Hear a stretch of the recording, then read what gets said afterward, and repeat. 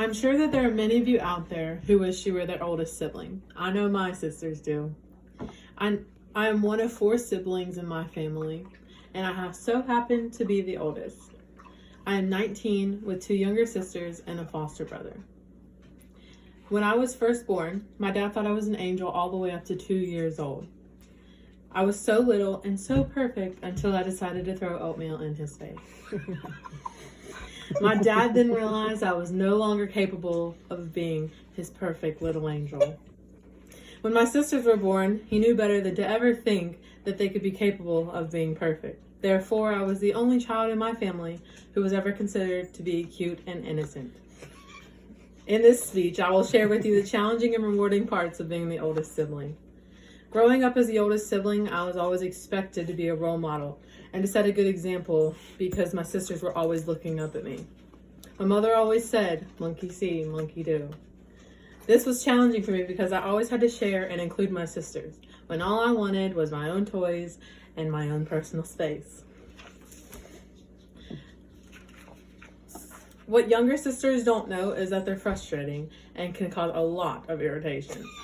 When I did decide to play with my sisters and an argument occurred, I was always the one to get into trouble.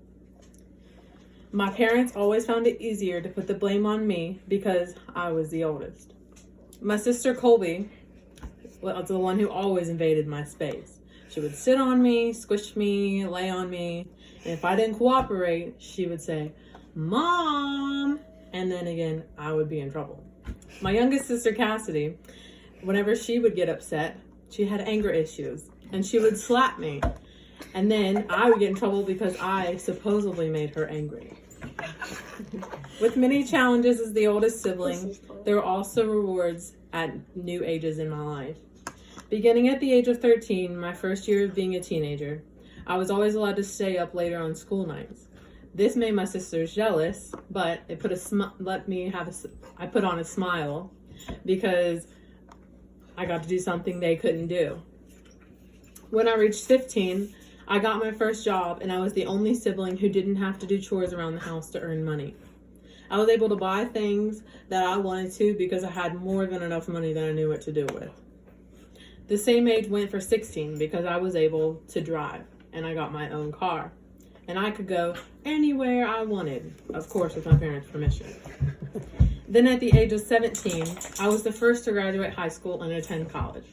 At 18, when I reached the first year of adulthood, I became an official adult, and I had much more freedom. I could make my own decisions, sign my own papers, and even do what I wanted to do while my younger sisters were still minors and had to listen and abide by my parents' rules. As I have gotten older, I've realized how exciting it is to be a role model to my siblings. I don't mind sharing my clothes with my sisters anymore because they look great in them. I ask them to wear my dresses and shoes to high school dances because I want them to shine. I adore doing their hair and makeup for special occasions because it shows that they look up to me and know that I'm capable of doing things that they aren't. My dad always referred to me as the guinea pig because I was the first child and they were learning how to become parents at each new stage of my life. My sisters can push my buttons and get on my nerves, but I know that they will always be there for me because they're family. Being the oldest means that you're able to do everything first, but it also means that challenges will arise. Challenges like constantly having younger ones watching you, learning how to handle and live each future year of their lives. It is rewarding to be the oldest sibling, from staying up late on school nights and becoming the first one to reach adulthood. But in the end, I have a pretty good family and a good life as the oldest sibling.